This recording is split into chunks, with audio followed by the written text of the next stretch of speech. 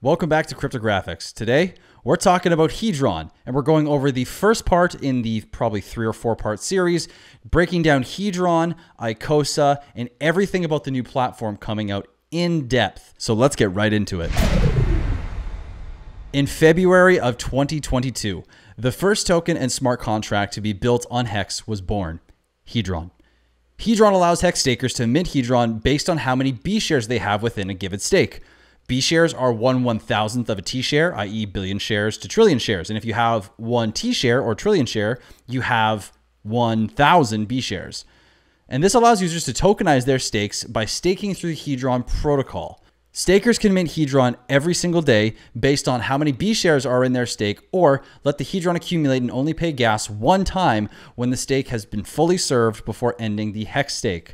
Creating an HSI or a Hex staking instance, the instance where you stake your Hex through the Hedron protocol, allows users to do a few extra actions beyond what a normal stake can do.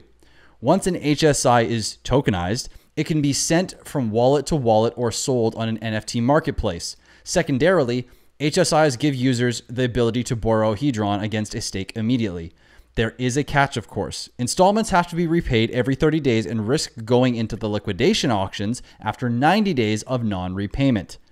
Users must pay a small premium on the borrowed amount that is calculated by taking the global APY of Hex at the time and dividing that by 2, which is then taken and divided by 365. This new number is multiplied by 30 and spits out the premium percentage that is owed on the advance. It looks something like this. If the 30-day payment is not paid after a total of 90 days, it goes to the liquidation auctions. At this point, the HSI stake in the auction can be bought using Hedron tokens in a bidding process. When a stake is purchased in one of these auctions, all Hedron used in the auction is burnt out of supply. This creates a deflationary token measure on the supply and combats the inflation from minting Hedron.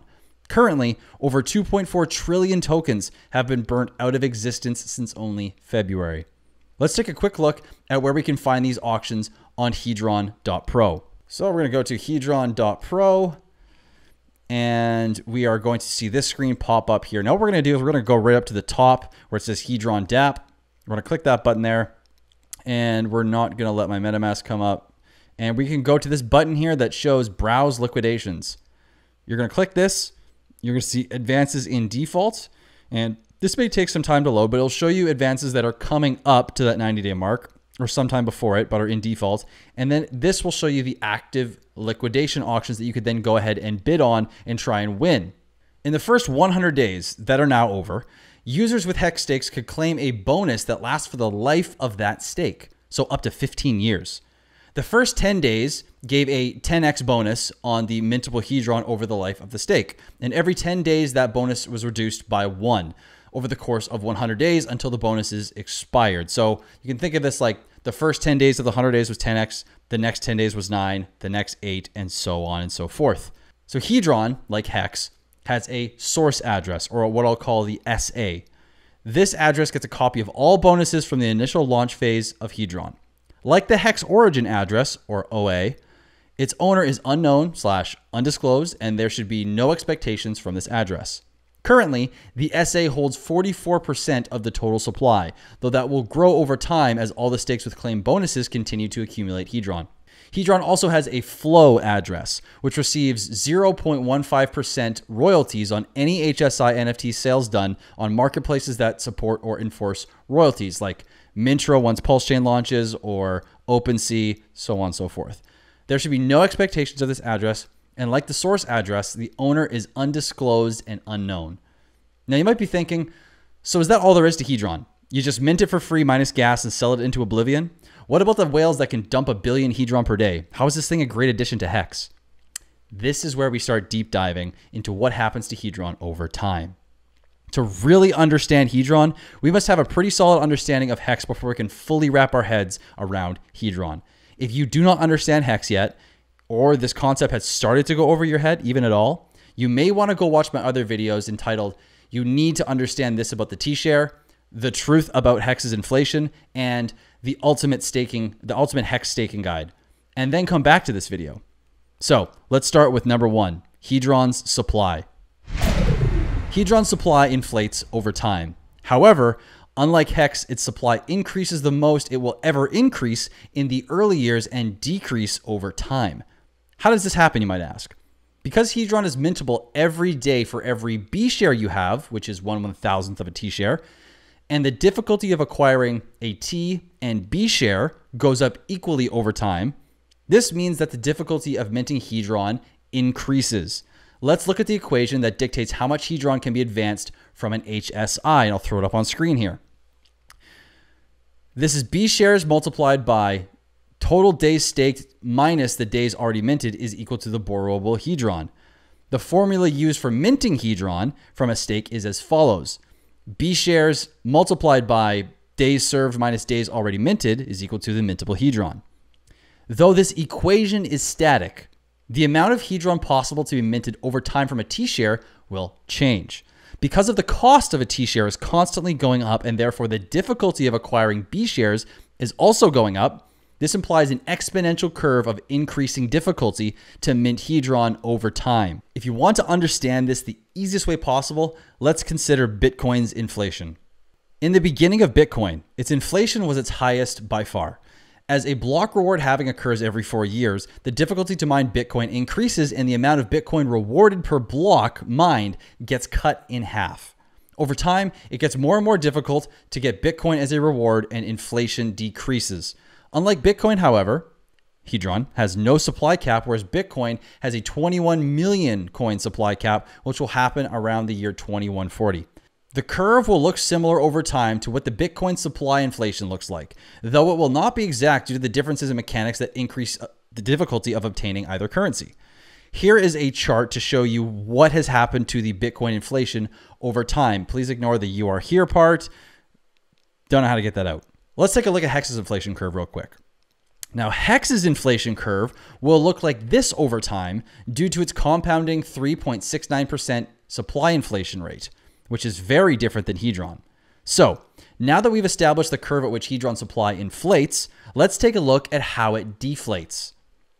When an HSI has an advance taken against it, meaning someone borrows all possible Hedron from the stake at one time, that HSI can be sent to liquidations after 90 days if the first due repayment to the smart contract is not repaid. When this happens, users can bid on the HSI for 24 hours. If there is a higher bid within the last 5 minutes, though, the auction is extended for another 5 minutes until no more bids come in to extend the time. At this time, all Hedron used to purchase the stake are burnt from existence. What we've seen so far is that 2.4 trillion Hedron has been burnt to date, and many of the auctions are being sold for absurd amounts of Hedron, much more than what the HSI can mint or borrow. This implies that in the first era of Hedron, we may see a consistent decrease in the total supply over time, even with a massive amount of inflation due to the bonuses that have been claimed. This will be a consistent feature over time, but the degree at which Hedron is burned will not be able to be forecast. If Hedron's price stays low, we may see a much faster burn rate. If Hedron increases in price faster, we may see much less Hedron burnt. As a small bonus, when users take an advance on their HSI, all premiums that are paid every 30 days are also burnt from the Hedron supply. This is a small number in comparison to the liquidations. However, it will add up over time and contribute more as the inflation curve plateaus. Let's take a look now at number 2. Hedron pumps Hex through arbitrage.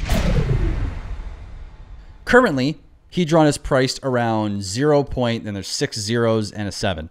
And Hex is seated around the 3.8 cents, so 0.038. So how could there ever be arbitrage opportunities here? To understand how an arbitrage point could happen, we have to first look at the cost of a max bonus single T-share stake. To obtain a single T-share that costs 22,903 Hex at the time of writing, with a 5555 stake, you only need 7,634 Hex. This means at current prices, this stake costs $289.32, which is the lowest cost that you could currently acquire a single T-share for. If that stake was made as an HSI, then you would be able to advance 1,000 Hedron times the number of days in the stake, which would equal 5.555 million Hedron. In order for that Hedron to be worth exactly the same as the cost of the stake, the price of Hedron would need to be 0.4 zeros and 5208 roughly, which is around an 80-ish X price increase away. If the price surpassed this point, while both the T-share rate and the price were the same of HEX, then users could make a single 5555 stake HSI to advance all Hedron available and then purchase HEX with that Hedron until there was no longer a price difference. Another point to note here is that all HSIs that end up being used for this arbitrage opportunity will ultimately be sold for Hedron, which will all be burnt out of the supply. Typically, as we've seen, there is more Hedron burned in these auctions than the stake can mint. This is a major net positive for Hedron as well. Now, this arbitrage point will pull the price of HEX upwards every time it happens.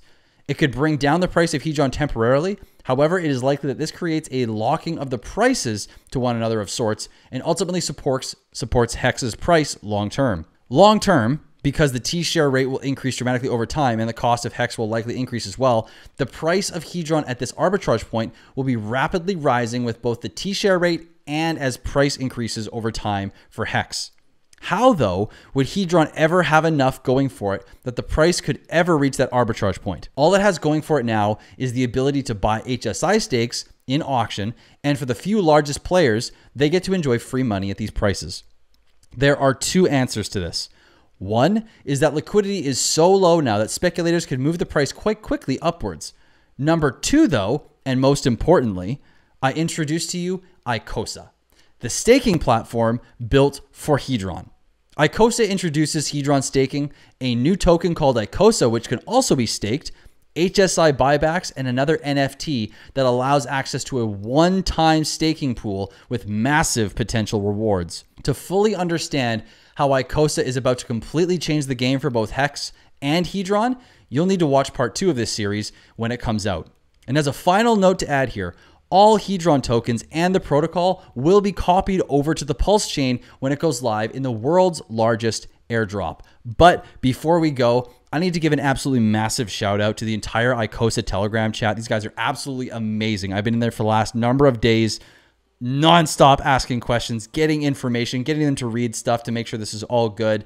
So I need to give a massive, massive shout out to Nomad, Crypto Sloth, Alex, Enigma, Blue, and there's so many others. I've lost track of all the names that have helped. So thank you so much to the Telegram group for helping me get this video done. And if you've made it this far, thank you so much for watching. I appreciate you. If you'd like to learn more about Hedron 101, go to Cryptographics. You can book a call with me there. Don't forget to like, smash that big subscribe button, and drop me a comment below with your thoughts on Hedron and if you're pumped for this series and to see the future of Hedron or not. Again, there's scammers in the comments, guys. If it's not a big highlighted Cryptographics bar, it ain't me. And if you want to check out the blog for this video, go to cryptographics.com and the full write-up will be there that you can read if you can't watch the video. So thank you again for watching. I'll catch you very soon in part 2. Peace.